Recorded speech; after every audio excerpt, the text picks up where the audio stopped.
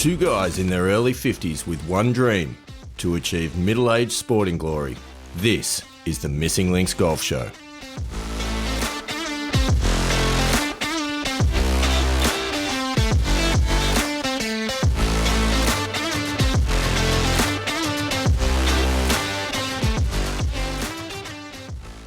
Andy Walker, indeed, this is, in fact, the Missing Links Golf Show. Welcome back. Looks to me like you're jet setting somewhere around the west coast of the United States of America right now. Yes, Monterey Peninsula. Beautiful, beautiful part of the world. Yeah, iconic, I would say, the location I am at the moment, given it's the beautiful seventh hole at Pebble Beach.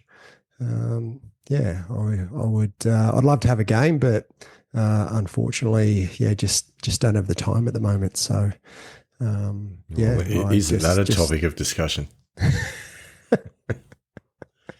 So just passing through the photo anyway. It looks like it looks like at the moment you're anywhere between a gap wedge and a 3-wood from that green, depending on the wind. Yeah, that's usually sort of the range of golf clubs that you can use on the hole. Fantastic. Pilgrims, eventually, and I'll make no promises on timeline, you will see this on YouTube. But for now, when it's audio only. Just remind me where you are. I'm at an indiscriminate golf course somewhere in the world that I've come across on golf club Zoom background images on a Google search this afternoon when I had about 35 seconds spare. Anyway, it's a beautiful spot, as you can see. It looks like a nice hole. Pilgrims, I've taken the time to actually go out and find iconic golf holes. Not that it's taken that long, but that's what I've done. Yeah, instead of actually playing golf holes. Yeah, and then Steve's just taken some random indiscriminate golf hole and whacked it on his background. If I had to put money on it, I reckon I'm in China.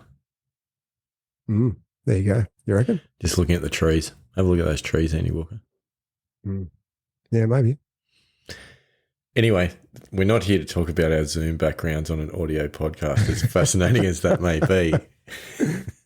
For the Pilgrims, but there's a lot to talk about tonight, Andy Walker. There is a lot to talk about, and there is only a certain amount of time within which to do it. So where would you like to start? Oh, look, I think probably a good place to start. I did actually have my first comp round of 2025 today. I did. Figured that given I've got the New South Wales Senior Amateur next week, I probably need to get out there and have a comp round. This is outrageous.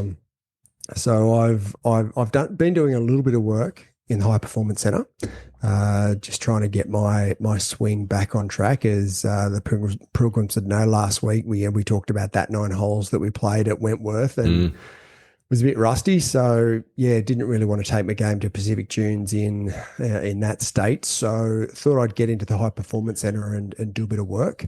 Also did a little bit of sort of chipping and putting work as well, just to round the game out.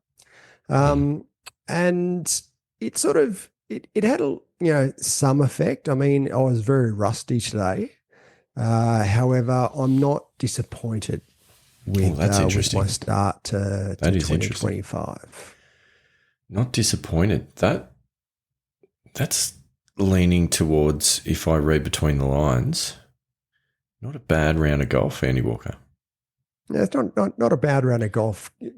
Given the you do set yourself a high bar. Yeah. Well, given the amount of golf you've played, which is exactly 9 holes this calendar year. Exactly. Yeah. So I had 33 Stableford points, so 77 off the stick, playing off 2.0. Interestingly enough, it was a flag round, and my handicap is now not 2.0. What is it? It's 1.9. Stop it. Yeah, it has been 30 years since I've had a 1 in front of my handicap. Sweet Lord. That is phenomenal. Yeah, 1.9. So 1.9. Yes. I just want to sit I want to sit with this for a moment. Mm. 1.9. Like, this is not a small achievement getting into the ones. No. And given, we started the show 18 months ago, I was on 4.4, I think, or I think you were 4.7. 4.7. Yeah. So in 18 months. That's phenomenal. And I've had 3 months out with an injury. All right, let's not load up the excuses as well. and not played a lot of golf over Christmas, not played any golf over Christmas, New Year. I'm not disappointed with where I'm at. No, not disappointed. Andy Walker, listen to yourself. 1.9. Oh, I'm not disappointed. Fair dinkum. That is a phenomenal effort. On behalf of the Pilgrims, congratulations getting into the ones. Thank you. I think that's it. And I'm genuine on this. Like, this is not a wind up by any stretch of the imagination, albeit our relationship is built on wind up. It is. It's an outstanding performance, and as we have established throughout the course of this podcast, neither of us are in fact getting any younger. No. So to be getting the handicap down to a level that it was at, what did you say, 30 years ago? Yeah, 30 years, I reckon, mid-90s. It's been since I've had a 1 in front of my handicap number. Like, I'm going to go so far as to say that, Andy Walker, you are a beacon of hope for all of us middle-aged golfers that are searching to find the best that we've ever been. It's just extraordinary. Yeah. So look, it's a good start to the year, and look, we're getting towards the end of February, and it's going to be March by the time this gets released. So yeah, I'm pretty hopeful for the rest of the year, because I have to admit I hit some really, really good shots today. Well, you must have that gave me a lot of hope. I had a couple of little blow ups on the third hole. I took a double bogey, and that was one of my penalty shots. And that was a bit unlucky. My second shot, which I had in between a couple of trees, caught the last branch down the left-hand side of the fairway and kicked it all the way across the other side of the fairway and went into the hazard on the right-hand side, right-hand side of the fairway. So, I felt a bit unlucky. You know how big a fan I am of that hole. Yes. Yes. Yeah. Which, for the Pilgrims, if you're just tuning in, I would rate it right up there with one of the worst holes ever designed on a golf course. It's not great. It is unfair. It is punitive. It's tight. There's a hazard up the right-hand side. There's nothing good up the left. And just there's for a tree fun. in the middle of the fairway. Just for fun. There's a thumping big eucalypt in the middle of the fairway. Whoever designed that hole clearly never played the game of golf themselves. No. Well, given it was Craig Farrier that designed the course, he almost won the Masters and the Open. So, okay, maybe that's a big call then. But look, I like 17 of the 18 holes. But the third, I must admit, not a fan. I'm not a fan of it. So I took a double bogey on the third. I hit into the hazard again on the fifth, but only took a par 5, only took a bogey, 3.6, and then hit into the hazard again on 8, second shot and took a bogey. So I was actually 5 over through 8 holes. Ooh. Right. And then I've proceeded to have 10 pars in a row. 10 pars in a row. Yeah. Wow. Now, on the back 9, I hit 8 out of 9 greens. That is quality. The only green I missed was 16, which I actually putted off the fringe. Right. Okay. So it was probably as close as I've been to hitting. I've never hit 9 greens in regulation over 9 holes. It's the closest I've been to 9 greens in reg. So I was reasonably happy with the ball striking. The putting was a bit how you going. I missed a couple of short putts. I did have 35 putts in the round, which was a little bit disappointing. I but it's gonna happen when you're hitting that many greens, because you're not missing the green and chipping close, right, to give yourself a chance for a one putt. You're hitting green, so your first putt's probably going to be longer than average. Yeah, look, I had a lot of putts sort of 15 to 18 feet. Yeah. The problem is that I didn't really give them too many chances, so I didn't feel as though I left a lot short. The greens weren't fast; they were a bit slow, but yeah, I felt as though my putting probably let me down a little bit. I think that if I had have had a decent or even an average putting round, I probably would have had, maybe 2 over, maybe 3 over. Have you had a chance to look at any strokes gain data yet, or is it too fresh just coming off the course? No, my Arcos ran out of battery on 15. It's poor planning, Andy Walker. Yeah, I forgot to charge it last night, and I got to the first and went, oh, oops. There's not a lot of battery left in this. It's probably not going to get around. Okay. 15's not bad, though. I've got 15 holes of data, and I think I can manually add in 16, 17, and 18. So in answer to your question, no, I haven't had a chance to look at the strokes gain data, but I'm going to try and fill in the gaps to get that full round. That's phenomenal golf.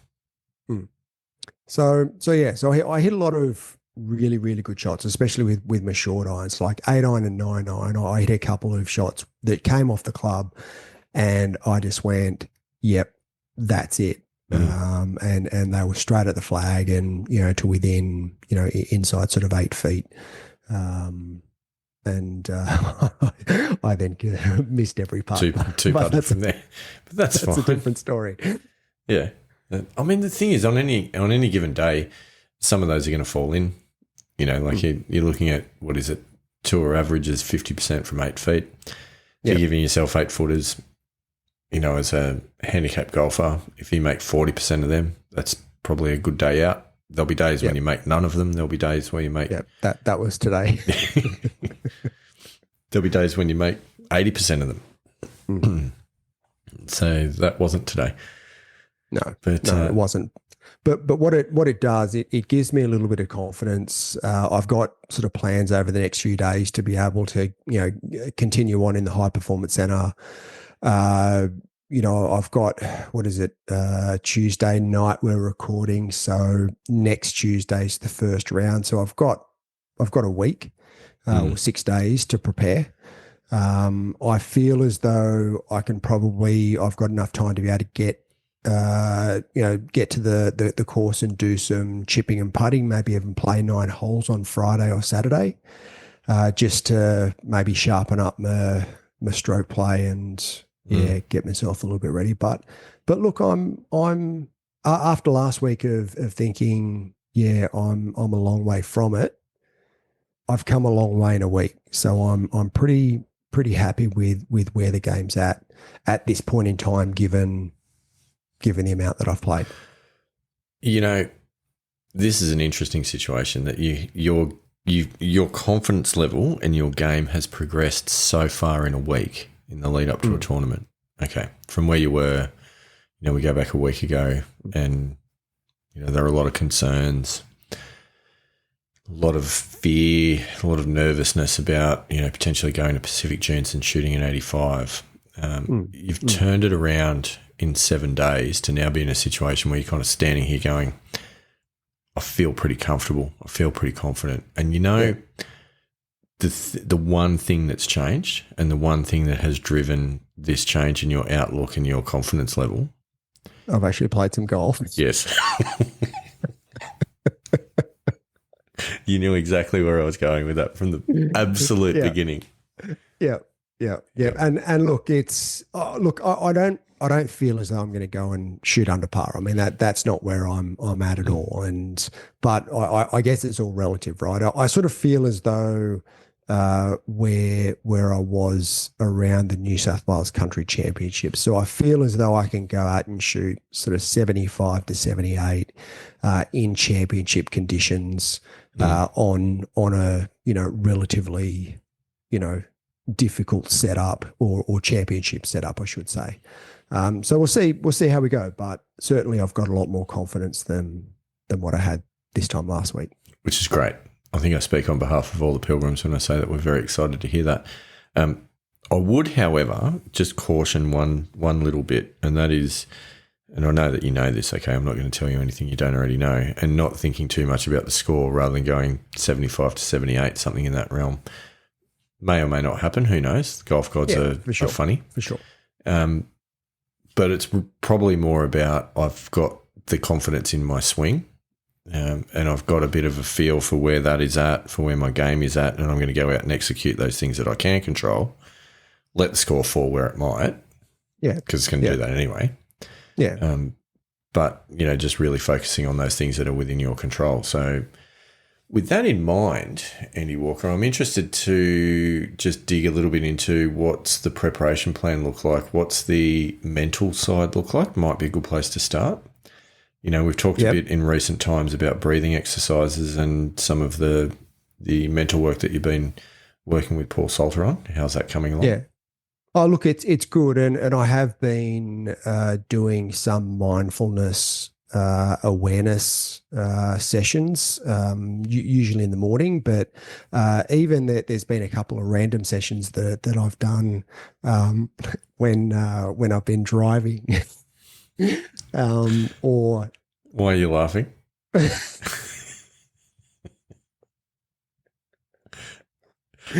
Sorry, I was just thinking of a place that I said to you a couple of weeks ago that I did a mindfulness practice, which is yes, probably inappropriate to talk about it on the podcast. But I mean, or is it though? Yeah, it was. It's while I was sitting on the throne. Let's just say. I just thought let's just do some mindfulness. You were the king you were the king of your own mindful domain right there for a moment. Which was quite interesting that at that moment I just thought, I'm just going to do a little bit of mindfulness practice. So you can literally do it anywhere. Apparently. I've mindfulness too. Yeah, mindfulness too.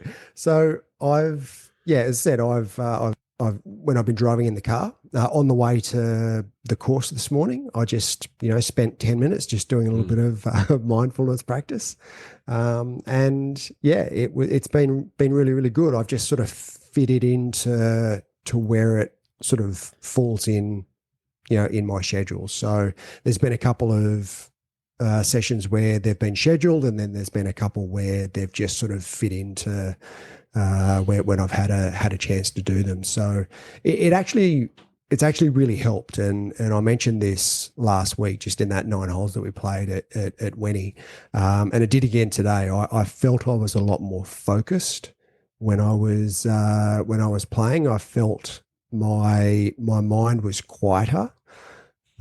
And in general, I just felt a lot more confident. So yeah, I think I'll continue with the mindfulness. I feel as though that's really helped. I do have a session with Paul Salter on Thursday morning. So again, I'll go through that session with Paul, and we've been messaging over the last couple of weeks. Of course, I had a few concerns last week, which I sort of mentioned to him. So he's been just giving me a few suggestions and a little bit of direction, which has been great.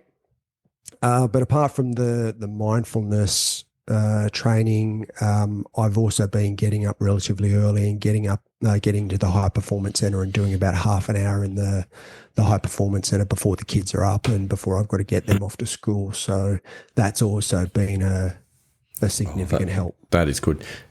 I don't want to move off the mindfulness stuff yet, though. So you talked about you had a chat with Paul last week, or a couple of weeks ago. So I've been messaging Paul on WhatsApp. So I've got his number on WhatsApp. So in between sessions, we've been having some conversations on WhatsApp. And do you attribute any of that discussion to the turnaround that you've had over the last couple of days with your game?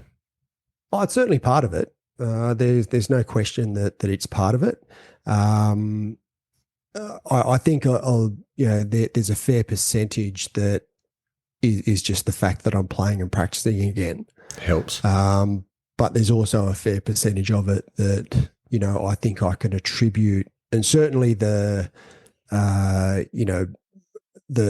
mental side of it, and being able to be a lot more focused and having my mind a lot quieter than really, I have in a long time. If ever, I actually do feel quite good when I'm over the ball at the moment.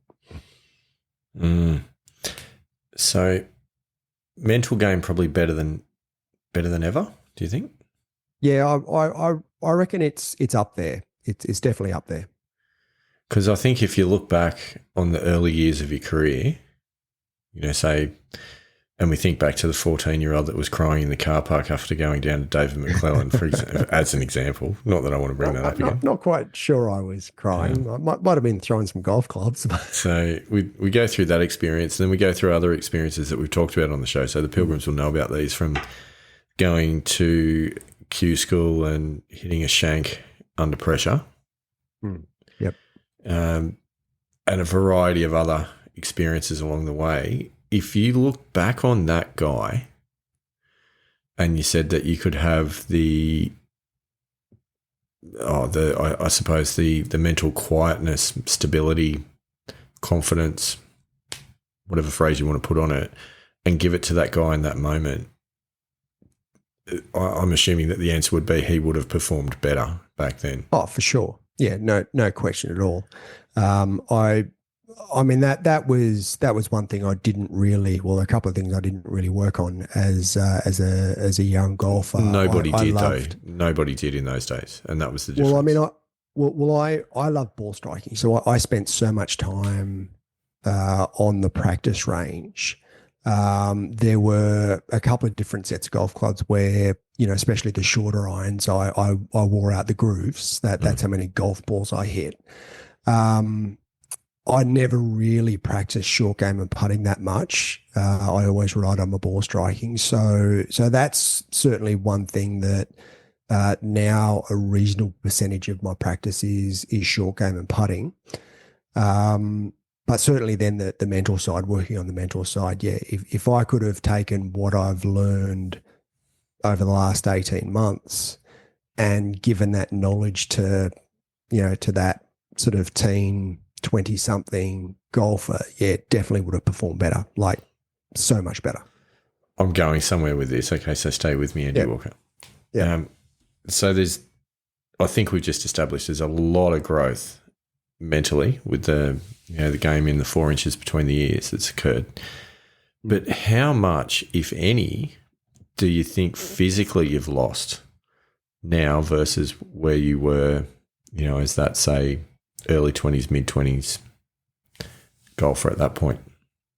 Not a lot. And if anything, technology in golf clubs has overcome any sort of physical deficiencies that I've sort of picked up over the last 30 years. Now I'm pretty fortunate in that I'm still in pretty good health. My folks own a health food store for 30-something years, so I've grown up with good nutrition.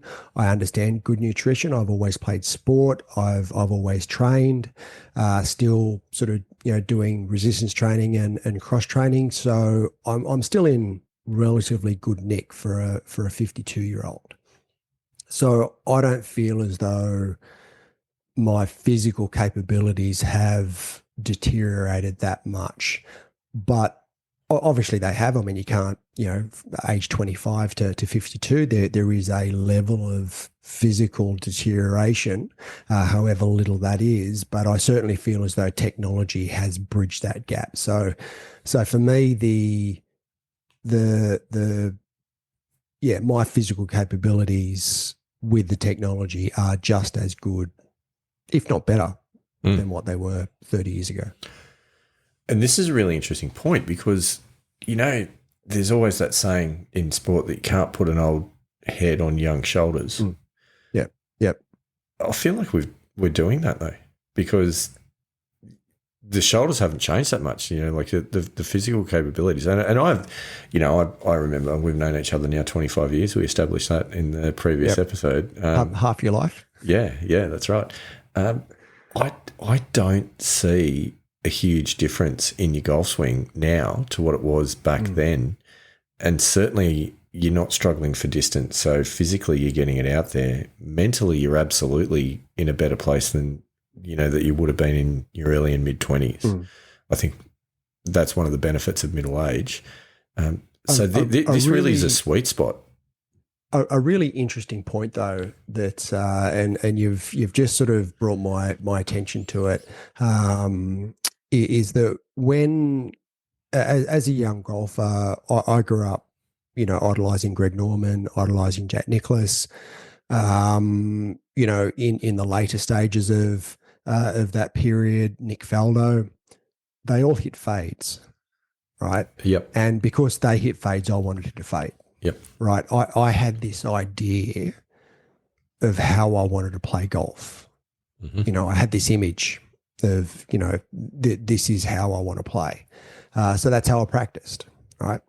Now I don't have an image of how I want to play. I want to find what works. Yes. And whatever that is at the end of the day, is what it is. So I also feel as though I've matured in my mental outlook in that I want to find what works. I want the result, and I want the preferred outcome, rather than more so being process driven around, okay, this is how I want to play. Oh, hang on. Let me just pause on that. Sorry. I don't think the other one's process driven. I actually think it's got more to do with the type of player you want other people to think you are. Oh, absolutely. 100%. Yeah. And that's actually, that's external. And that's natural and normal when you're a less mature, younger person than, now that you have achieved silverback status, it's which is where we're at now. Because I was also having this conversation with, I played with a young bloke from the pro shop today, and we were having this exact conversation because he, and because I was talking to him about, playing in the New South Wales Senior Amateur and all the rest. And then we get to, it was about the 12th hole. And sort of we're talking about sort of, sort of age and stuff. And he goes, oh, so what, you're sort of early 40s? Nice. And I went, I'm playing in the New South Wales Senior Amateur next week. And I went, oh, that's right. He goes, how old are you? I said, 52. He goes, oh, interesting. And the conversation got to around putting. All right. And I said to him that just with a orthodox, because he was looking at the broomy, and just with the orthodox putter, I said, I got the yips. And a lot of that had to do with the fact that I just didn't practice my putting, I think, and just a complete loss of confidence. And I said to him that, I then went cross-handed, and that sort of, fixed it, to a certain extent, but it was never something that was a strength. And what I said to him is that what I should have done, after getting the yips with an orthodox grip, I should have just gone to a broomy, because they were around. I mean, Peter Senior, Sam Torrance, there were quite a few golfers that were using the broomy at the time. But no one wanted to look like that. No one wanted to be that guy. But no one wanted to be that guy, right? Yeah. And I didn't want to be that guy. Yeah. It was only sort of when I got to sort of, my late 20s and 30, that's when I bought the broomy. I think I bought the broomy in about, the early 2000s. And I said to him, when I got to a point where I really didn't care too much about what other people thought, that's when I went to the broomy. And I've never looked back since that time. So again, you're right in that my golf game was quite image driven, in that I wanted to play in a certain image, so people thought certain things about how I played. So yeah, 100%. Wow. There's an epiphany. Yeah. Yeah. It's something that I've been aware of for a long time.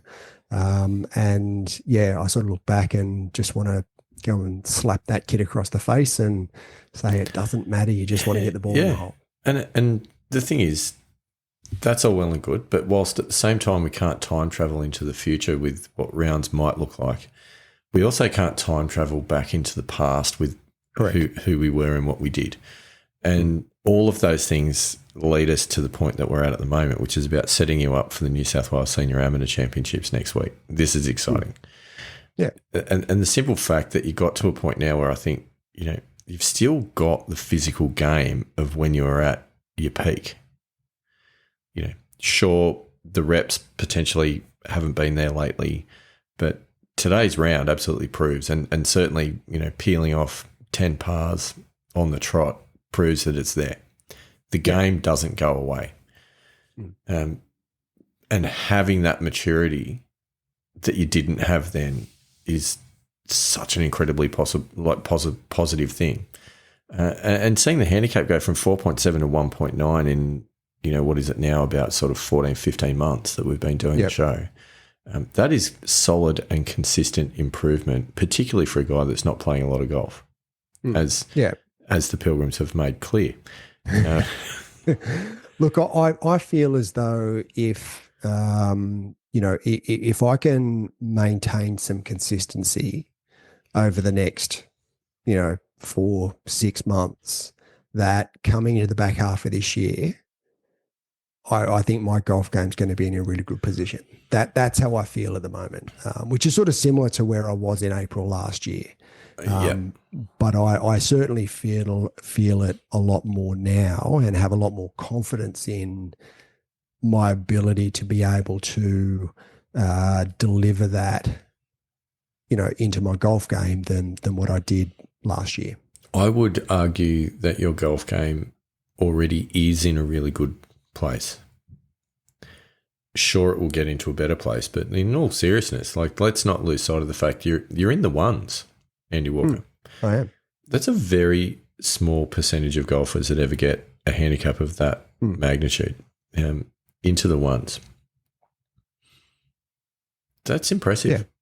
Yeah. Look, and I'm, you get, puff your chest out a little bit and sure, feel and you should proud that that's what you've achieved. So yeah, it is it's a moment in time. It's a snapshot that, I have sort of looked at it today and gone, yeah, you know what, that's pretty cool. But I'm also looking to next week and next month and, down the line as well. I mean, as I said, this is a snapshot in time. And I don't want to get too carried away with it.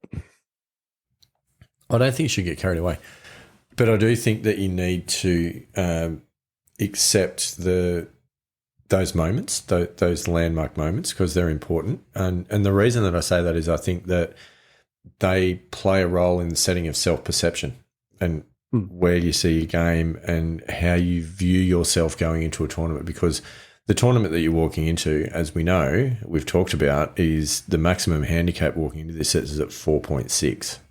Yeah. Which is ridiculous.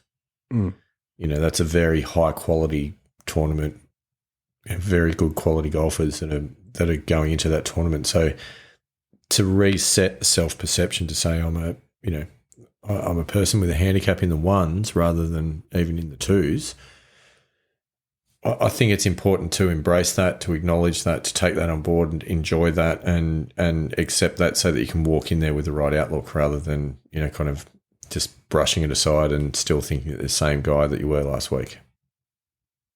Well, I am the same guy as what I was last week. Really. I don't think you are, because let me take you back to a conversation that we had about Paul Salter that was talking about the fact that as you want to improve and as you want to achieve these goals, you actually need to be a different person than you are right now. And you have started the journey of becoming a different person than you were last week. In order to change, you need to change. That's exactly the quote. Yeah, I do remember that. Yeah. You've changed, Andy Walker. You've changed.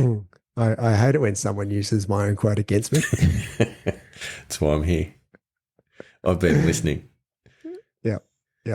And look, that is correct. And it's those little mental shifts that over time make a pretty big difference to, say where I was this time last week to potentially, where I am now and where I'll be in another month and where I'll be in another month, because this is just the start of 2025, even though we're sort of a couple of months into it. But yeah, I feel as though that there's, and not just next week, I feel like there's a lot of good golf to be played this year. Oh, I certainly hope there is. I mean, that's kind of the whole point about getting up in the morning and going out on the golf course. There's probably a fair bit of average golf to be played from time to time as well. Yeah, maybe. But no, it's huge. I mean, we all certainly hoping that you do well next week, given that there's only one of us in the tournament. I'm not going to be out there flying the flag. But I am interested though, like in terms of the preparation from here over the next 7 days. So you basically got 7 days for round one. Like, what's the plan? How are you going to go about getting yourself physically, mentally, and of course as well, not overdoing it as well, because you don't want to, kind of go in there feeling exhausted, physically tired, doing an injury or anything like that. So is there a plan for the next 7 days?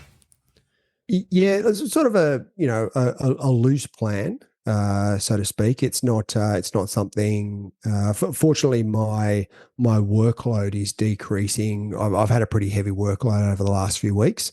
However, that's decreasing, and certainly coming into the weekend and on sort of Monday, which is the day before, it's a pretty light day. So yeah, I guess my plan is to continue to spend that sort of half hour, 45 minutes in the high performance center of a morning, doing my mindfulness session and awareness session every day, potentially multiple times a day, depending on when I can fit it in. But certainly having that one scheduled mindfulness session, and then twice I'm wanting to get to the club and do some short game and not so much short putting work. It's more so the speed work on the greens, because I felt as though that's where I struggled a little bit today. I've got the putting mat in the high performance center, and I have been doing some technique work, so some short putts in the high performance center. But yeah, the speed is one that I really need to do a little bit of work on. So if I can get to the course a couple of times over the next 6 days, then that'd be great. And I'd love to be able to play 9 holes. Now I don't know if I'll get to play 9 holes, but we'll see. That might be a Saturday thing, late Saturday afternoon. I might be able to sneak out and play 9. Sounds like a reasonable plan. Yeah. So I think that's enough. Certainly that's probably the ideal. I'm not going to be able to spend too much more time than that, just given other commitments. However, if I can stick to that and get those sessions in, then I think come Tuesday, I'll be, in as good a position, or if not a little bit better, to perform come Tuesday. Yeah. Any kind of heavy meditation on the plan for you, Andy Walker? Not heavy meditation. What's the definition of heavy meditation? I'm not quite sure. I don't know. I haven't heard that term before. So I made it up. So is that like listening to Metallica or AC/DC or? Wouldn't have thought so. Maybe just some, really getting in to the quiet room and punching out a good 30 minutes of connected breathing. No, I don't feel as though 30 minutes is an achievable. Overkill.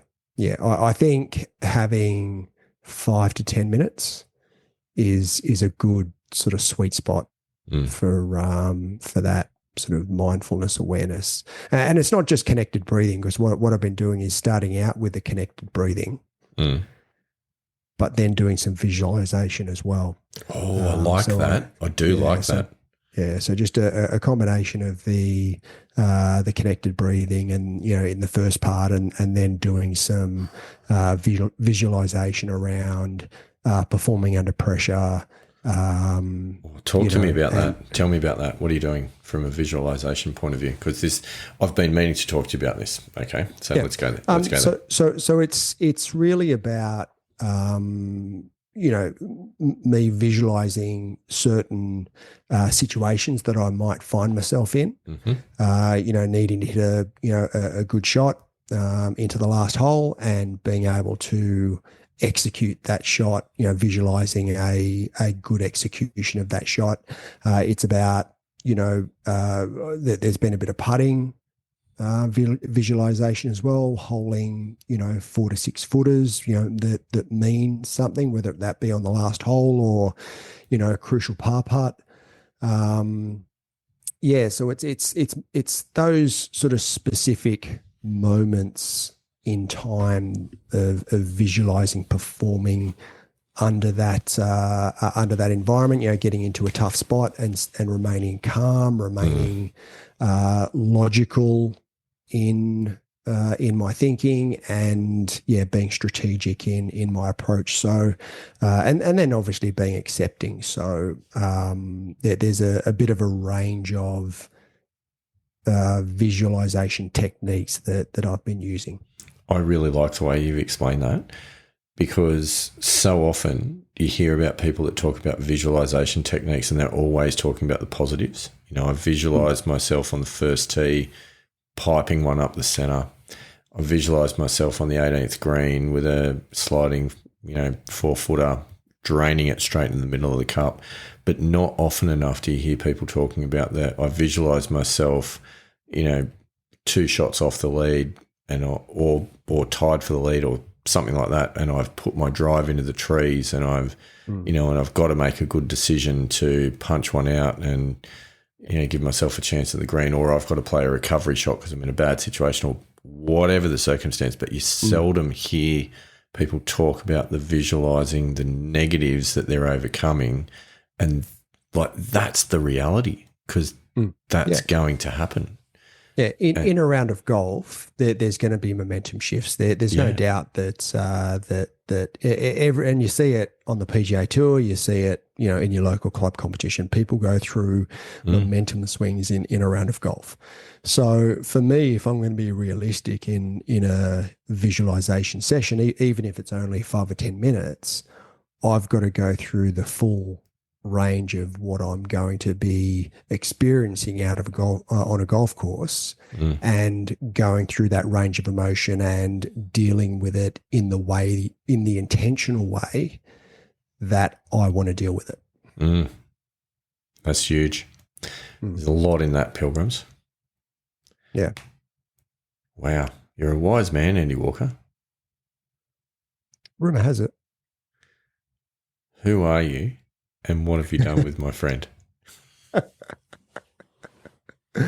Look, and it's been a bit of a revelation. I think that we talk about sort of how far I've come over the last 14, 15 months. Well, I actually think I've come a long way over the last 4 or 5 weeks, to be honest with you. I feel as though I've got a good path with my physical game, but I also feel like I've got a good path with my mental game as well. How could it possibly go wrong from here? It's called life. I mean, I feel like you've got all the answers. I've got plenty of questions as well, but book of questions, book of answers. They might not necessarily match up. No, they may not. No, that's outstanding. Well, I think well played, and certainly today well played. That's an excellent round of golf. What did you say that you finished on? Was it 33 points or 33 stable points? So I was playing off 33 stable points, so 5 over, 77 off the stick. So very good round of golf. So I hit 13 greens in reg. Fairways hit was only 5 out of 13, but as we know, fairways hit was can be a bit of a misleading stat. Yeah, 35 putts, which was a bit disappointing, but certainly that back nine there, hitting 8 out of 9 greens and having the last 10 holes, having 10 pars in a row, that was definitely a highlight. That's pretty good. That's pretty good. So that's certainly a good entry into the yearly championship for you for this year. It is. It's probably not going to win you the month, but we'll go through the scores in the next couple of episodes for how the month of February pans out. But definitely competitive. I'm on the board. You're on the board. Are you on the board yet, Steve? Well, this is an interesting question that you ask. No, this is a simple answer. No, I'm not. So let me get this straight. After the whole however many weeks it's been, you've been on my back about not playing a competition round. And how many comp rounds have you had in the yearly championship? I have at no point been on your back. Okay, I want to make that clear. I'll make that crystal clear. I merely what would you call it? I merely am a conduit for the Pilgrims who have sent messages through that I've been reading out on their behalf. Never have I put any level of personal judgment on any of those messages. Just like a good golf journalist that I am, I've asked the questions. Hold up the mirror, if you will. And if that's been a little confronting to you from time to time, then I'm sorry, but I'm not sorry. That's just the way it is. Yeah, I think both you and I know that it's not really confronting, but I just want to ask a question. Yeah. Because there's been a lot of voice of the Pilgrims about me not playing golf, but there hasn't really been too much about you not playing golf. So have you been very selective? The voice of the Pilgrims? No. The difference is generally I play golf. But you haven't.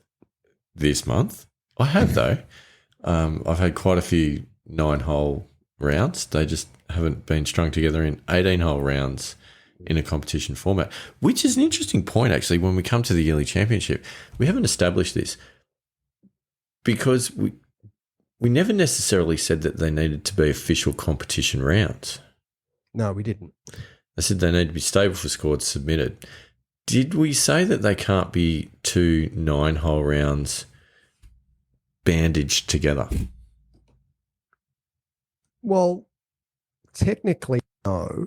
However, I think that it was implied, given last year's yearly championship was, I think it was, that last year you had to be a comp round that was submitted. But that's because that was us. Yeah.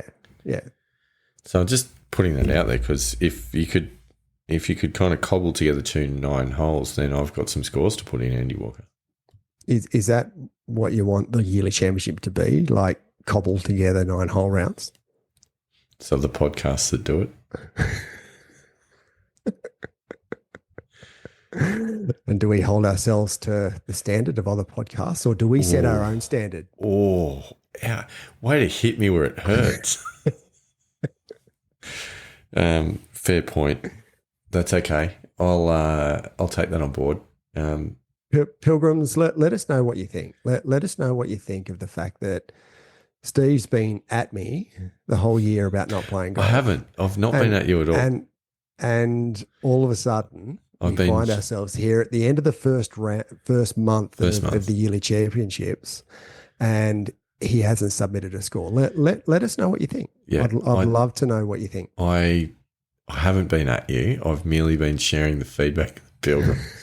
That's all I've been doing, as is my job. I've wanted to get out there for a competition round for the last couple of weeks now. There was a reason why neither of us had a round in a competition in the weekend in the middle of the month.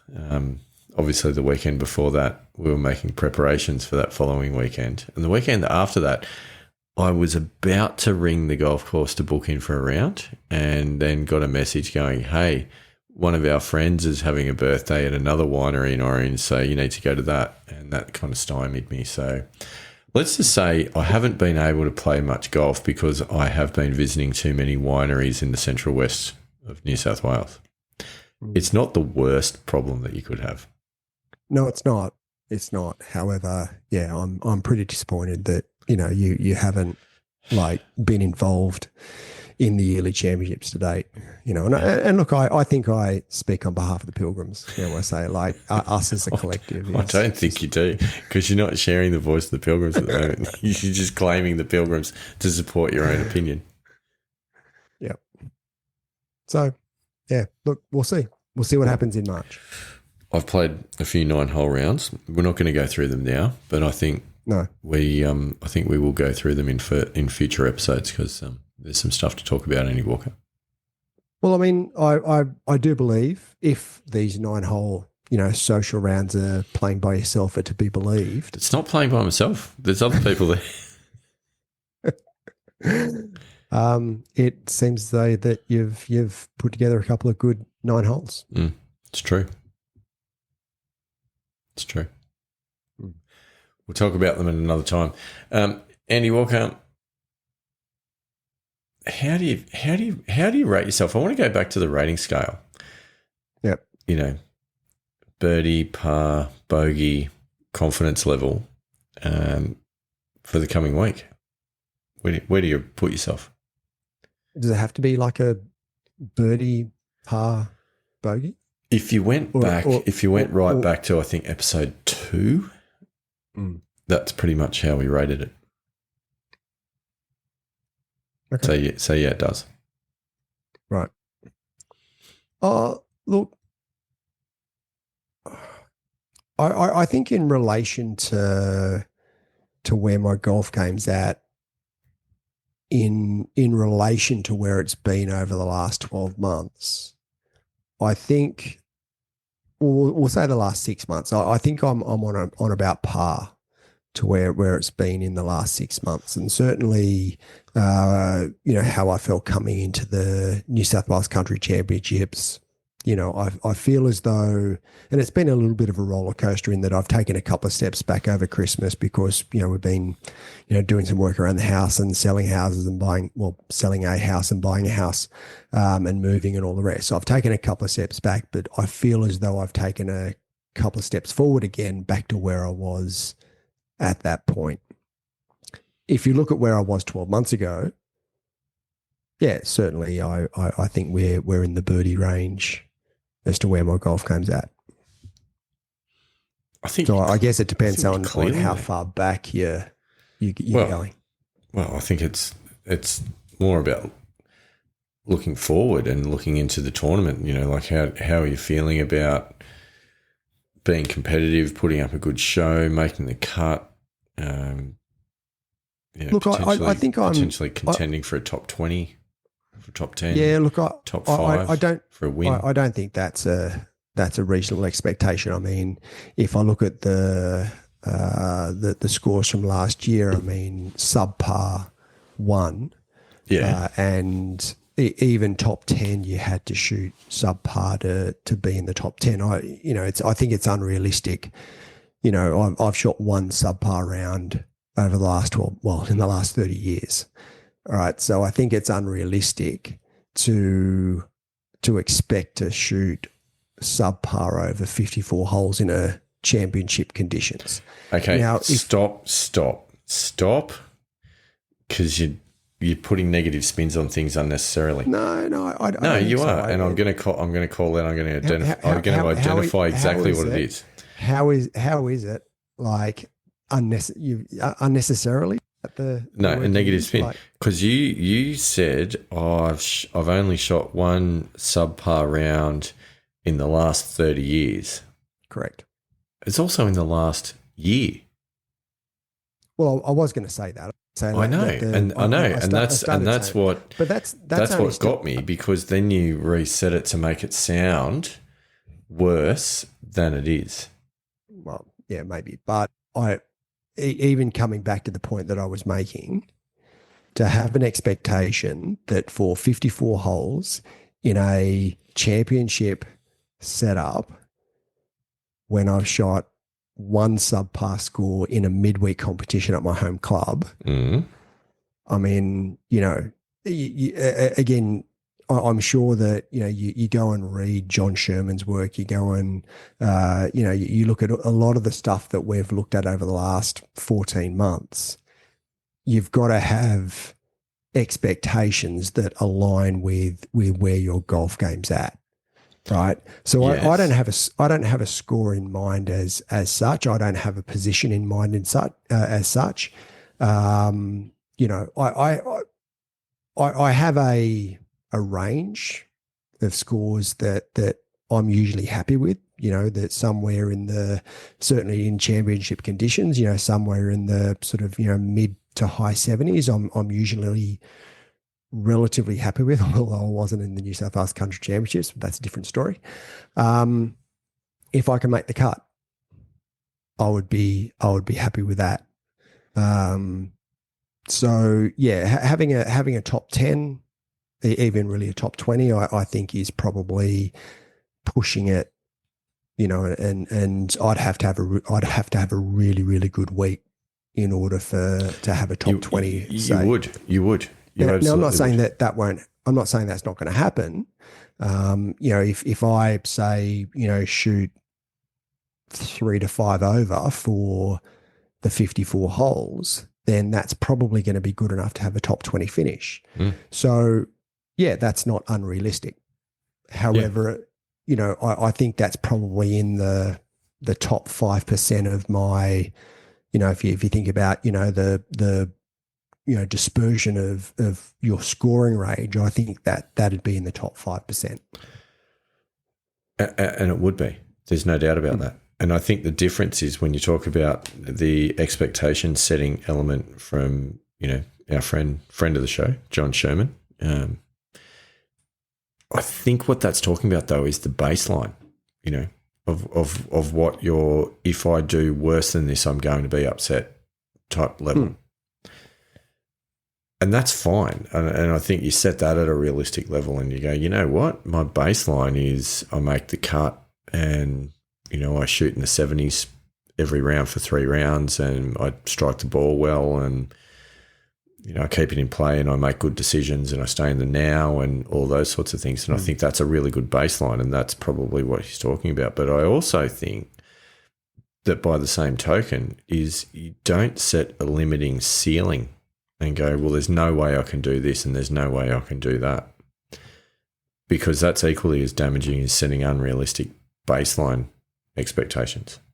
Yeah, and I don't disagree with that, but at no stage did I say that I couldn't do that. I said that it's unlikely. I never said you said that you couldn't do that. I never triple negatives. But you know what I mean? Like I'm yeah. And I know we talk about, the term realistic and, being realistic, is not something that I think is a positive. But in saying that, when you look at the dispersion of where my scores have been over the last 12 months, really even in the last 6 months, my score dispersion when I've played reasonably well has been, well, I shot 2 under, but then there's been, even par, 1 over, 2 over, up to 5 or 6 over. So, that's the dispersion. And if I can shoot somewhere in that dispersion from even par through to 5 or 6 over, if I can shoot a subpar round, I'd be absolutely stoked. Of course you would. But if I can shoot somewhere in that range over the 2 or 3 days, if I make the cut, then I'm going to walk away pretty happy with that. What I'm driving at though, right? Okay, just to be clear, and for the Pilgrims as much as for you, is that going into this tournament at a 1.9 and playing against, I think the best handicap in the field is about a +2 or plus 1.5 or +2, something like that. It's not right about that. Yeah, It's not crazy +4, +5. It's plus a couple. You're like 4 shots, if that, away from the best handicap. There is no reason why you couldn't, if everything goes in the right way, you couldn't be beating players of that caliber on a daily basis. There's no reason why that can't happen. Like a A 4-shot swing, that can happen. I know you're about to say yes, but over 3 rounds, the likelihood that that's going to balance out. And it will, but it doesn't mean that you can't get on a heater for a couple of rounds, right? What I'm driving at is I don't want you to then go into round 3 going, well, there's no way I can hang with this guy for 3 rounds. I've done it for 2, but I can't for 3. And it's just releasing the outlook to go, I can. And it can happen, and there's no reason why it can't happen. Sure, it's unlikely, but it's just releasing that mentality of not having the glass ceiling, the invisible cap, the fixed mindset on it, but to go, if I'm in that position, I'm going to damn well go with it because it is possible. That's my point. Yeah, look, absolutely. And the two things, yes, I was going to say over 1 round, it's 4 shots, but then if you look at over 3 rounds, it's 12 shots.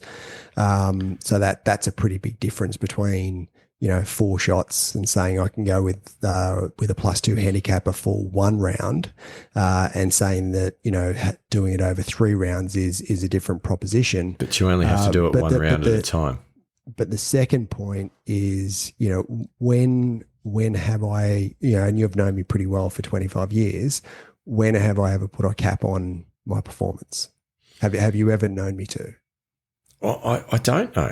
I don't know, but I also don't know what goes on in the deepest, darkest recesses of Andy Walker's brain during a round of golf.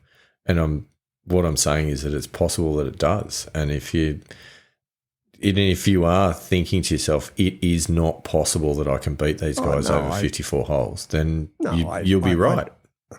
Yeah, look, I don't say that at all. I don't go in with any expectations of performing or not performing. In fact, what I've learned over this pilgrimage that we've been on is that you go into an event like this and, whatever comes is what comes, and you go with that score, and you stay in the moment, and you go with what is ever in the moment. And that's what I did in the New South Wales Country Championships. That's what I did in the senior events beforehand. When I played at Camden and I came 4th at Camden, I've performed against guys of this standard, and I know I have. Historically, I've performed against guys of this standard and better. Okay, so I don't have a limiting belief in regards to where my golf game is. I wish it was better, but so does everyone. So, but I'm certainly not limiting what I can do. But in saying that, I look at the dispersion of where my scores have been, and I know what I'm going to be happy shooting and be content in myself if I walk off the off the 18th green on Thursday and I make the cut, and I've shot somewhere in that sort of, dispersion of, say, 10 over, 15 over, for the 54 holes. Andy Walker, the sky's the limit. And I want to say on behalf of the Pilgrims, and I guess myself, we are collectively incredibly proud of you for getting into the ones. Like, that's a huge effort. We're incredibly proud of you for taking on the New South Wales Senior Amateur Championships, which was the whole premise upon which this show was based. It was. And I must admit, I am a little bit disappointed that we're not doing it together. I would have loved you to have been there, and I know we've sort of covered this, quite a bit in recent episodes. But yeah, there is a tinge of sadness that you're not going to be there as well. Look, no, I know you'll be there in spirit. I get that, but I also, in some respects, I kind of look at that and I go, well, if we were just able to waltz in and do it, and both go in and play that tournament first off, then have we really achieved anything? Because it feels like the bar's potentially a little bit low. And I have appreciated over the last couple of weeks the direction that it's given me to actually try and go and improve a few aspects of my game. And not to be discussed tonight, but in future episodes, Pilgrims, I genuinely feel like things are moving in the right direction on this one, which is exciting. So that I think it's part of the story, right? Like I don't look at it with any degree of sadness or disappointment or anything along those lines. Yes, I would love to be on the weekend away or the week away to Nelson Bay to be playing competition golf with you. That would be amazing, instead of sitting in meetings at work. But that's what I'll be doing instead. But it's like will you be checking? Will you be checking the scoring app? You know, I will have another screen open the whole time, and it is exciting, but it's really exciting that you're going out there and you're playing some of the best golf of your life. You know, with the best head on your shoulders that you've ever had. You know, without having lost the physical abilities that you've had throughout your golfing career. I just think you're kind of on the cusp of actually becoming the best golfer that you've ever been. You know, and to think that you can do that at the age of 52, like that's remarkable. Yeah, really well, it's interesting because, and we've had this discussion many times, is that I don't feel as though I played my best golf in my first crack at it. So I feel as though, you know, even though, you know, we do say, you know, in the intro that, you know, we're chasing middle-aged sporting glory. For me personally, it's also about going back and not righting the wrongs, but being able to put everything on the table and say, yes, this is the best that I could have been. That's it. That's what it is for me. And that is awesome, because here's the difference as a cricketer, and particularly in my case as an opening batsman, although mind you, it would have been the same as a bowler, because your physical abilities do deteriorate in a sport like that faster than a sport like golf. And there's no doubt about the fact that I know mentally I would have been so much better as a batsman than I was if I had my now head on those shoulders. But there is no way for me to re-engage with that game at that level, because my 50-year-old reflexes when facing 150 kilometre-hour thunderbolts is not going to end well. So I've been forced to change sports to something else, and I love that, and it's great. But you do have this unique opportunity that you can be the best that you've ever been at the sport, that you were the best that you were ever at in any sport. And like, that's very cool.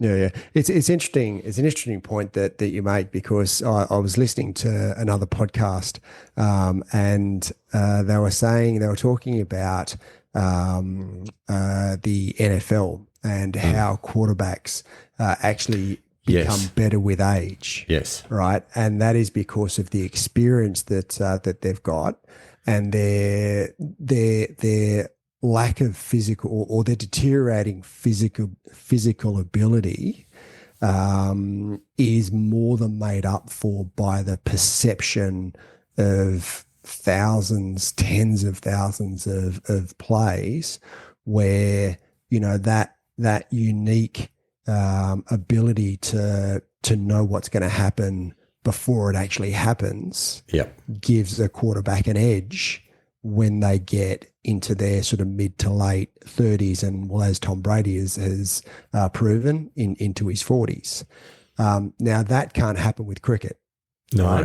No, it can't. Because even though you may be able to perceive what a bowler is going to do, as soon as he fires that 150 k an hour thunderbolt out of his hand, you are not fast enough. Your reflexes just simply don't exist. The other thing that happens as well is that you do actually get a little bit of an understanding of mortality, and therefore a bit gun shy, which is not where you want to be when you're facing fast bowling. No. The other thing I'd say as well about that the quarterback example is that's true, I reckon, to a point, and you on the podcast can't see me doing the hand graphs here, but I think it would fall off a very steep cliff. At some point, which is why you don't see any 65-year-old Super Bowl winning quarterbacks. Correct. But I mean, with golf, and what I was going to bring it back to is the game of golf is that exists with golf as well. I think, but I think it exists to a much greater degree. I mean, you saw Greg Norman almost win the British Open at, was he 55, 56? I mean, Tom Watson was almost 60 when he almost won the Open. I mean, Ricky Fowler was nearly 55, wasn't he, at LA Country Club when he no, he wasn't. It felt like that. Oh wow! Okay, that's a bit random. No, he wasn't. But anyway, you know what I mean, right? Point taken. You know, you've got golfers who are, you know, in their 50s that and I know it's, you know, it's an outlier. It's not the norm, but you've got golfers in their 50s who have contended for major. Phil Mickelson. So yeah, well, he won at age 50. Mm. So yeah, so I definitely think that.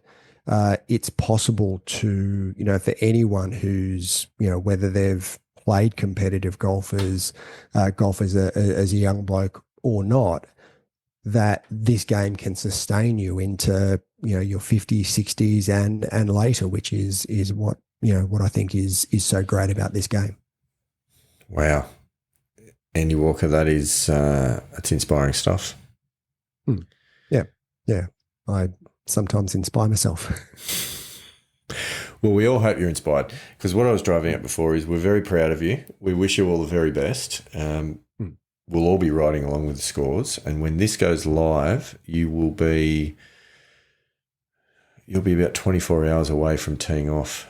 I don't have my tee times yet, so I don't know if I'm playing Nelson Bay on Tuesday or Wednesday, and Pacific Dunes, obviously the alternate day. The third round is at Pacific Dunes if I make the cut. So yeah, but I don't have the first couple of days of the draw yet. So hopefully that'll come out in the not too distant future. No doubt it will. Be sure to post some updates in the Missing Links Golf Show podcast private group, and that's a reminder, Pilgrims, that if you're not a member of that group, join it, because you won't get it on the free for everyone channel. But post that information there, Andy Walker. We are over the hour mark, about nearly an hour and a quarter, so probably now's the time to let you get to bed so you can wake up and get into the High Performance Centre to get some much needed reps done on your practice. But is it much needed? I thought we'd just been talking about the fact that I'm in a good spot, and you know, while it may be, you know, something that I'd like to do, is it much needed? Far out, Pilgrims. I feel like I might have just undone all the good work I did over the last 40 minutes. It's not needed at all. You don't need it. You don't need anything. Don't even hit a ball between now, because you've proven that the path to golf improvement. My confidence is dashed. Yeah, you've proven that the path to golf improvement is through minimal golf. Yeah, not convinced of that either. But anyway, somewhere in between there's a balance there, surely. There is a balance. No. It's exciting. You're going to do well. We're all out there rooting for you, and fly the flag. If only we had one. Fly the flag proudly. I will do. Wow. All right, Andy Walker. I think that's a lot. That's us. I think it is. Any final words of wisdom from a 1.9 handicapper to all of the Pilgrims? Well, look, I think there's really only one thing left. It's what I'm going to be doing next week, and that is to rock out, Pilgrims.